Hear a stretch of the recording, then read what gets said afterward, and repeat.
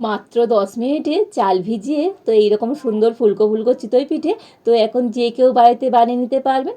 তো চিতই পিঠে বানাতে গেলে তো আমরা অনেকে অনেক রকম সমস্যার মধ্যে পড়ি। তো আমার মতো করে এইভাবে শুধুমাত্র চাল দিয়ে খুব সুন্দর চিতই পিঠে বাড়িতে একবার বানিয়ে দেখুন, বাড়ির প্রত্যেকে ভীষণভাবে পছন্দ করবে। আর এই শীতের নতুন খেজুর গুড় দিয়ে চিতই পিঠে খেতে তো দুর্দান্ত লাগে। নমস্কার বন্ধুরা, রূপার রন্ধনশালায় আপনাদের সকলকে অনেক অনেক স্বাগত জানাই। তো চলে এসেছি আজকের আবারও একটা নতুন রেসিপি নিয়ে। আর এই শীতকাল মানে বাড়িতে নানা রকম পিঠে পুলির খাওয়ার আয়োজন। তো আজকের আমি বানাবো চিতই পিঠে। আর এই চিতই পিঠে যে প্রত্যেক বাড়িতে কতবার বানানো হয় শীতের সময় তার ঠিক নেই। তো আজকের আমি চিতই পিঠেটা খুবই কম সময়ের মধ্যে বানাবো, মানে চাল বেশিক্ষণ ভিজিয়ে রাখতে হবে না, মাত্র 10 মিনিট হাতে সময় থাকলে তো আপনারা এরকম সুন্দর ফুলকো ফুলকো চিতই পিঠে বাড়িতে খুব সহজেই তৈরি করে নিতে পারবেন। তো আপনারা সঙ্গে থাকুন আর প্রথম থেকে শেষ পর্যন্ত পুরো রেসিপিটা দেখতে থাকুন। আশা করি আজকের রেসিপিটা আপনাদের অনেক অনেক ভালো লাগবে। তবে চলুন দেরি না করে শুরু করে দিই আজকের রেসিপিটা। তো দেখুন, আজকের চিতই পিঠে বানানোর জন্য এখানে আমি একটা বাটি মেপে 1 বাটি আতপ চাল নিয়ে নিয়েছি। আর এই আতপ চালটা আমি একটা জায়গাতে করে নিয়ে নেব।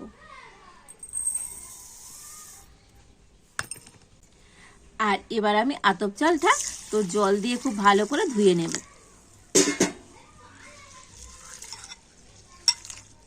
তো চালটা হাত দিয়ে এরকম একটু ঘষে ঘষে তো পরিষ্কার করে ধুয়ে নিতে হবে।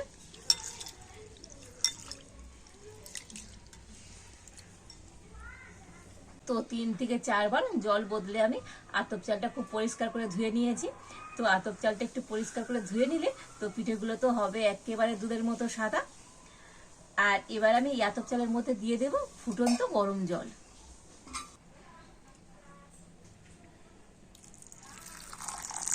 তো এই গরম জল চালের মধ্যে দিয়ে দিতে হবে। আর তবে খুব বেশি জল দেবার দরকার নেই, মানে চালটা ডুবে থাকবে তো সেই রকম জলটা আমি দিয়ে দেব। আর একটু এরকম ফুটন্ত গরম জল নিয়ে নেবেন। আর এবারে আমি ঢাকা দিয়ে চালটাকে এইভাবে 10 মিনিট রেখে দেব। তো প্রায় 10 মিনিট আমি চালটা এইভাবে গরম জলের মধ্যে ঢাকা দিয়ে রেখেছিলাম। আর দেখুন চালটা খুব সুন্দরভাবে কিন্তু ভিজে গিয়েছে। তো হাত দিয়েই বুঝতে পারবেন। তো দেখুন কত সুন্দরভাবে চালটা ভিজে গিয়েছে। আর এবার আমি একটা মিক্সির জার নিয়ে নিয়েছি। আর এই ভিজানো চালটা আমি মিক্সি জারের মধ্যে নিয়ে নেব।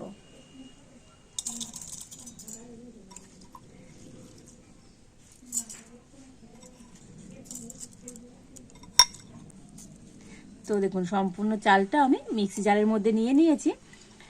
আর চালটা ভেজানো যে জল অল্প করে দিয়ে দেব। তো খুব বেশি জল দেওয়ার দরকার নেই, অল্প একটু জল দিলেই হবে।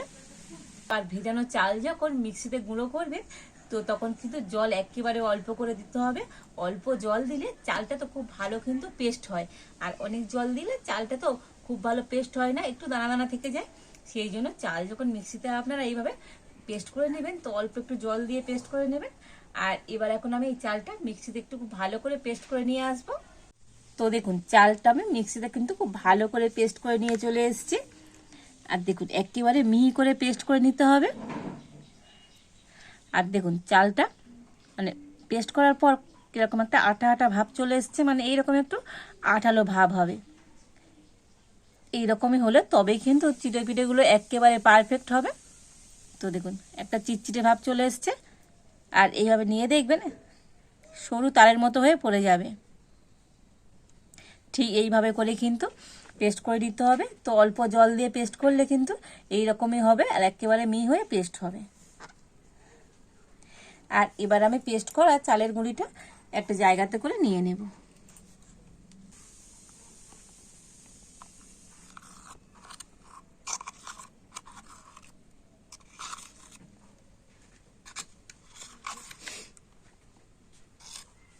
ব্যাটারটা অনেকটাই কিন্তু টাইট আছে, তো একটু পাতলা করে নিতে হবে। তো একটু জল দিয়ে দেব, তবে জলটা আমি এই মিক্সি জারের মধ্যে দিয়ে দিচ্ছি।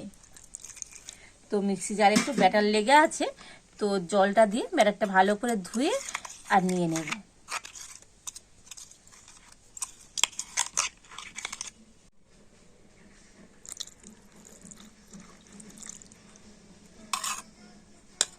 তবে জল কিন্তু খুব বেশি দেবেন না, অল্প করে একটু জল দিয়ে দিতে হবে। চিতই পিঠের গোলাটা কিন্তু এখানে মেন ব্যাপার। গোলাটা ভালো হলে তবে কিন্তু পিঠেগুলো একেবারে পারফেক্ট হবে। আর এবার একটা ব্লেন্ডার দিয়ে তো চিতই পিঠের গোলাটা কিন্তু খুব সুন্দর করে গুলে নেব। তো এরকম একটু ব্লেন্ডার দিয়ে গুলে নেবেন, দেখবেন ব্যাটারটা কিন্তু খুব সুন্দর হবে, একেবারে একটা স্মুথ ব্যাটার তৈরি হয়ে যাবে। তো আমি 5 মিনিট ধরে এই ব্যাটারটাকে খুব ভালো করে ফেটিয়ে নেব। আর এই চিতই পিঠের গোলাটা যত ভালো ফেটানো হবে তো পিঠেগুলো ততটাই সুন্দর হবে, হবে তো একেবারে ফুলকো ফুলকো।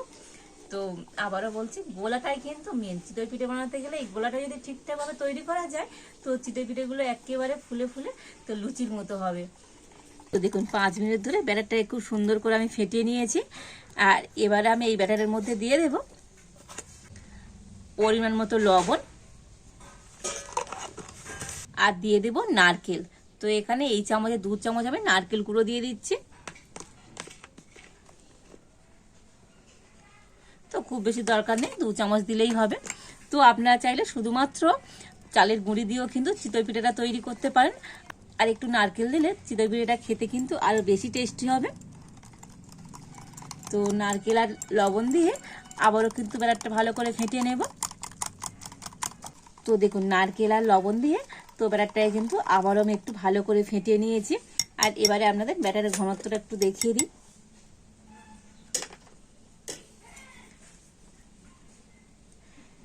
তো দেখুন এইভাবে ঘনত্বের করে ব্যাটারটাকে রেডি করতে হবে, একেবারে যেমন খুব বেশি পাতলা নয় আর খুব বেশি ঘনও নয়। তো আর একটু ভালো করে দেখিয়ে দিই। তো দেখুন হাতার পিছনে তো এইরকম হাত দিয়ে একটু দেখে নেবেন। তো দেখুন দুটো ব্যাটার কিন্তু একই সাথে মিশে যাচ্ছে না, ঠিক এইভাবে করে ব্যাটারটাকে রেডি করতে হবে। আর এবার এখানে আমি একটা বাটি নিয়ে নিয়েছি, আর বাটির মধ্যে আমি নিয়ে নেব 2 চামচ সাদা তেল,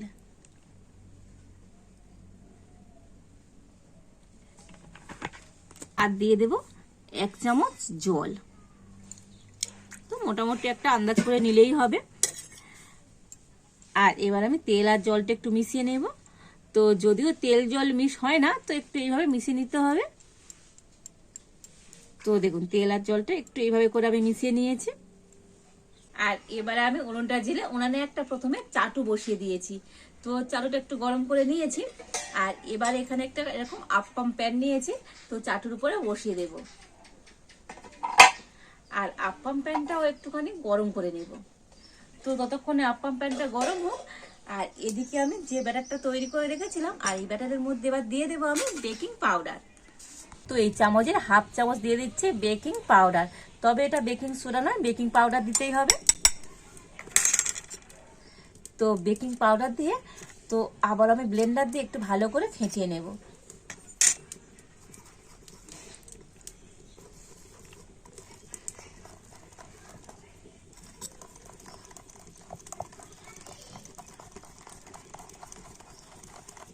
তো দেখুন বেকিং পাউডার দিয়ে আবারও ব্যাটারটা কিন্তু খুব ভালো করে আমি ফেটিয়ে নিয়েছি। তো আজকের আমার চিতই পিঠের জন্য ব্যাটারটা একেবারে রেডি। আর এদিকে আপ্পাম প্যানটাও ভালো মতো গরম হয়ে গিয়েছে।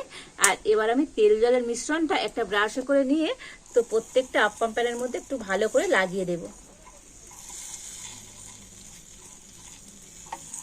তো সব কটা আপ্পাম প্যানে তো তেল জলের মিশ্রণটা খুব ভালো করে লাগিয়ে দিয়েছি। আর এবার আমি আপ্পাম প্যানটা নিচে নামিয়ে নেব। তো নিচে নামিয়ে নিয়ে ব্যাটারটা তবে দেব। আর এবার আমি ব্যাটার নিয়ে তো আপ্পাম প্যানের মধ্যে দিয়ে দেব।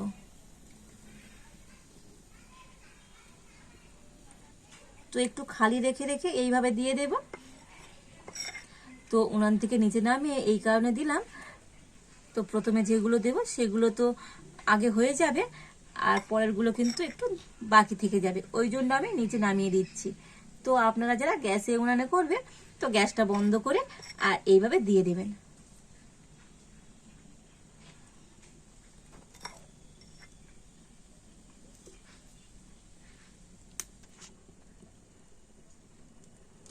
তো দেখুন সব কটা আপ্পাম প্যানের মধ্যে আমি সুন্দর করে ব্যাটার দিয়ে দিয়েছি। আর এবারে এটাকে আবারও নিয়ে আমি চাটুর উপরে বসিয়ে দেব। আর এবার আমি ঢাকা দিয়ে দেব। আর এবার আমি মিডিয়াম জালে তো 4 থেকে 5 মিনিট করে নেব। তো তারপর আপনাদের দেখাবো আজকের এই চিতই পিঠেগুলো কেমন হয়েছে। তো প্রায় আমি 5 মিনিট পর ঢাকাটা খুলে দেখে নেব। আর দেখুন কত সুন্দরভাবে ফুলে গিয়েছে, আর দেখতে কত সুন্দর হয়েছে। দেখুন একেবারে সারা ধপধপ করছে। তো উপরে হাত দিলেই বুঝতে পারবেন, হাতে কিন্তু একটু ব্যাটার লেগে যাবে না। মানে এই চিতই পিঠেগুলো একেবারে রেডি। আর এবার আমি নামিয়ে নেব। তো আপ্পাম প্যানটা নিয়ে নামিয়ে নিয়েছি। আর এবার আমি পিঠেগুলোকে একটু ঠান্ডা করে নেব। আর ঠান্ডা করে তারপরে আমি আপ্পাম প্যান থেকে তুলে দেখাবো আজকের এই চিতই পিঠেগুলো কেমন হয়েছে। তো চিতই পিঠেগুলো একটু ঠান্ডা করে নিয়েছি। আর এবার একটা চামচ নিয়েছি, আর চামচ দিয়ে পিছন দিয়ে তো দেখুন কত সুন্দরভাবে চিতই পিঠেগুলো উঠে যাচ্ছে। দেখুন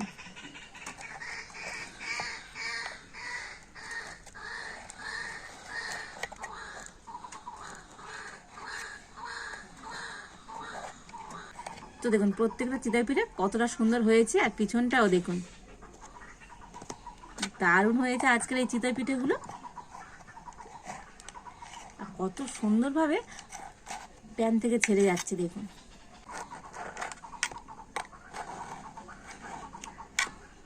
তো দেখে বুঝতে পারছেন আজকের এই চিতই পিঠেগুলো কতটা মজার হয়েছে।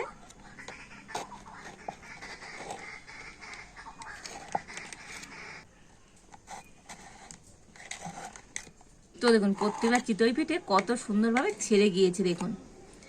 তো অসম্ভব সুন্দর হয়েছে আজকের এই চিতই পিঠেগুলো, দেখতে কত সুন্দর হয়েছে দেখুন। আর এবার আমি একটা প্লেটের মধ্যে করে নিয়ে নেব।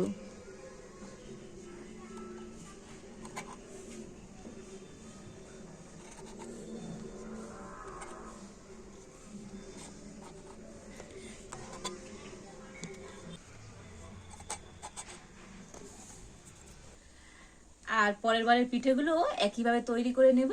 তো আবারও আমি তেল আর জলের মিশ্রণ নিয়ে তো আপ্পাম প্যানের মধ্যে লাগিয়ে দেব।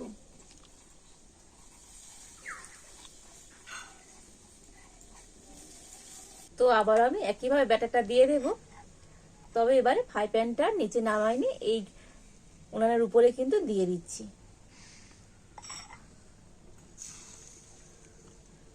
তো উনানের জালটা কিন্তু একটু কমিয়ে দিয়েছি, তো হালকা জালে তো উনানের উপরে এরকম আপ্পাম প্যানটা রেখে আমি দিয়ে দিচ্ছি।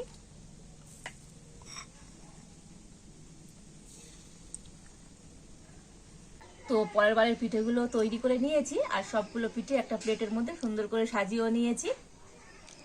আর দেখুন আজকের এই পিঠেগুলো কতটা সুন্দর হয়েছে, দেখতে কত সুন্দর লাগছে দেখুন।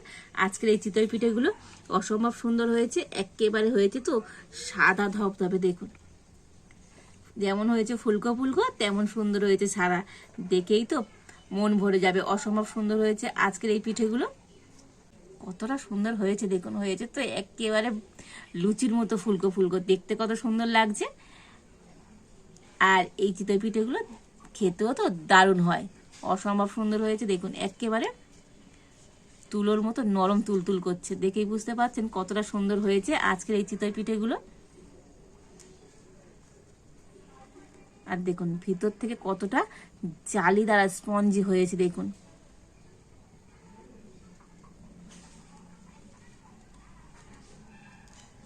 দেখেই বুঝতে পারছেন হয়েছে তো একেবারে পাউরুটির মতো, অসম্ভব সুন্দর হয়েছে। তো প্রত্যেকটা চিতই পিঠে অসম্ভব মজার হয়েছে দেখুন। তো দেখেই আপনারা বুঝতে পারবেন একদম স্পঞ্জি আর তুলোর মতো নরম তুলতুলে। আর চিতই পিঠের সাথে তো গুড় না হলেই নয়। তো এখানে আমি আজকে নিয়ে নিয়েছি নতুন খেজুর গুড়, আর এই খেজুর গুড় দিয়ে চিতই পিঠে খেতে কি যে দারুণ লাগে। তো এইরকম গরম গরম চিতই পিঠে আর সাথে হলো খেজুরের গুড়,